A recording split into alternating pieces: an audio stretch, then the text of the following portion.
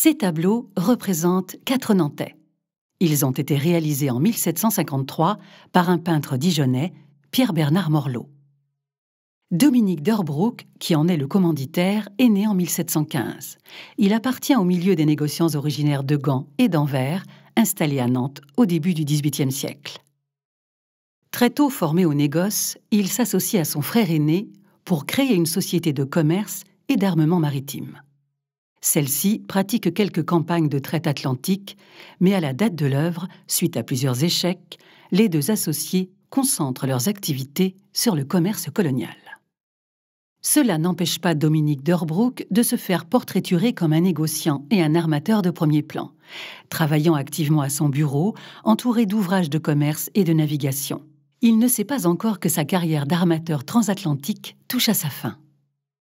Mais qu'en est-il de la représentation de son épouse ?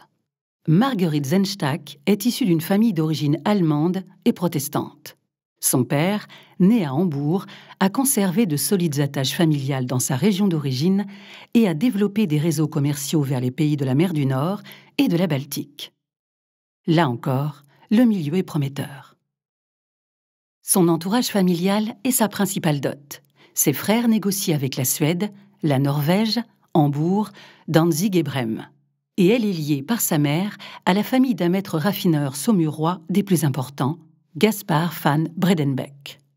C'est peut-être la raison pour laquelle le sucre, principal produit des colonies, lui est apporté sur un plateau.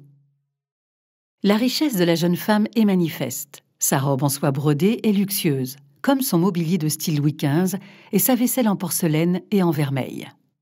Elle aime les produits rares et chers, y compris les produits exotiques, comme le chocolat ou le café qu'elle s'apprête à boire, accompagnés de sucre, ainsi que le petit perroquet gris, importé du Gabon, qui trône sur le dossier de son siège. Mais ces deux tableaux sont exceptionnels pour une autre raison que la représentation du couple. Ils témoignent de la présence sur le sol de France au XVIIIe siècle, et notamment à Nantes, de personnes vivant en esclavage. L'enfant représenté est un jeune garçon d'une dizaine d'années.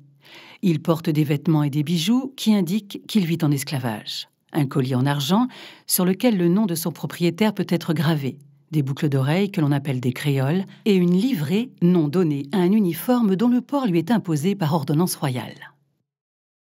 Le fait qu'il tienne dans ses bras un petit chien, symbole de la fidélité dans l'art occidental, et qu'il regarde Dominique d'Herbrouck qui le domine, confirme son statut. On ne connaît pas l'identité de cet enfant et on ne sait s'il a véritablement existé. Dominique d'Herbrouck fut à plusieurs reprises propriétaire de jeunes hommes à son service dans les années 1730. Dans son entourage, son frère Jean fut également propriétaire d'un garçon nommé Polydore, originaire de Sierra Leone. Celui-ci est âgé de 6 ans lorsqu'il arrive en 1748 dans le port. Est-ce lui qui est peint ici ? Bien que l'âge de l'enfant semble correspondre, rien ne permet de l'affirmer. La femme esclavagisée qui apparaît dans le tableau de Marguerite n'est, elle non plus, pas identifiée aujourd'hui. Il est vrai que nous avons peu d'informations sur les personnes qui travaillaient en tant que servantes et nourrices dans les grandes familles bourgeoises et aristocratiques. Mais sa posture, particulièrement digne, mérite d'être signalée, tout comme sa beauté. A-t-elle touché l'artiste qui la présente perdue dans ses pensées ? Conformément aux obligations vestimentaires de son époque, elle porte une robe de toile blanche, sans soie, dorure ni dentelle, et un turban qui cache sa chevelure, ce qui rend plus ostentatoire encore la tenue de sa propriétaire. Le fait qu'elle vive en esclavage est évoqué par plusieurs éléments. Sa place dans le tableau, légèrement en retrait, ses créoles et son collier qui évoque le collier de servitude, bien que celui-ci soit fait de perles et de tissus. En apportant le sucre sur un plateau, elle n'est pas seulement représentée dans une activité domestique, mais elle symbolise les richesses produites par l'esclavage dans les colonies françaises. Ainsi composés pour être des manifestes de leur réussite, les portraits de Dominique et Marguerite d'Herbrouck illustrent la pratique assumée de l'esclavage sur le sol français au siècle des Lumières.